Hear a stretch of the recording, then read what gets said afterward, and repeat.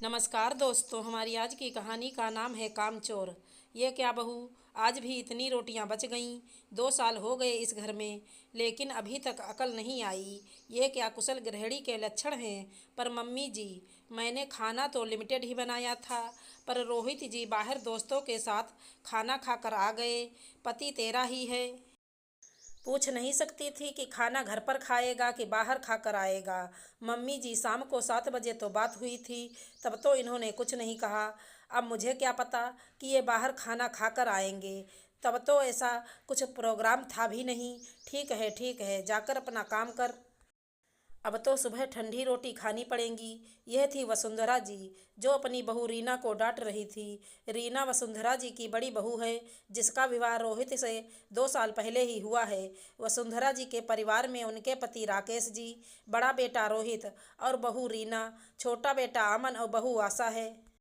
रीना और आशा दोनों सगी बहनों की तरह ही रहती हैं, क्योंकि दोनों की उम्र में कोई खास फर्क भी नहीं है और दोनों की शादी भी एक साथ हुई और दोनों बहुएं बनकर भी एक साथ ही इस घर में आईं। लेकिन वसुंधरा जी का ऐसा मानना है कि बड़ी बहू ज़्यादा जिम्मेदार होनी चाहिए। ऐसा नहीं है कि ठंडी रोटी वसुंधरा जी को खानी पड़ती हैं। आशा और रीना दोनों ही ठंडा खाना खा लेती हैं, लेकिन वसुंधरा जी को तो आदत पड़ गई है ताने मारने की। तो इसी बात को लेकर वे रीना को सुना रही थी। 2 दिन बाद फिर वही सब हुआ। इस बार रीना और आशा ने खाना तैयार कर लिया। खाना खाने बैठे ही थे कि उस समय अमन ऑफिस से आते समय बाजार से गर्मा गर्म समोसे लेकर आ गया। जाहिर सी बात है, अब समोसे खाएंगे तो रोटियां तो बचेंगी ही।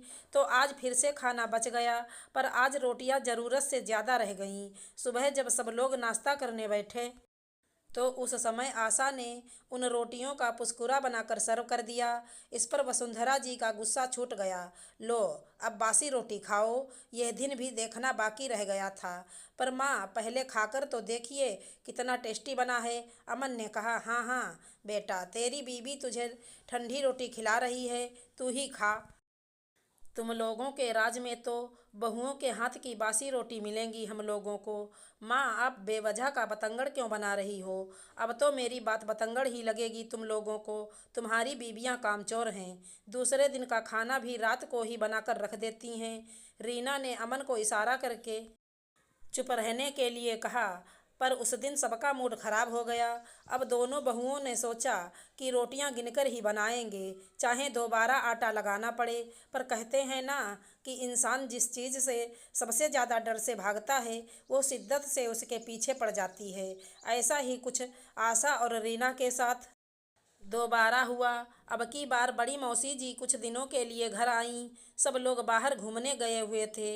रीना और आशा घर पर ही रहकर शाम के खाने की तैयारी कर रही थी। जब सब लोग घर आए तो देखा कि वे अपने साथ कचौरी और मिठाइयाँ लेकर आए हैं।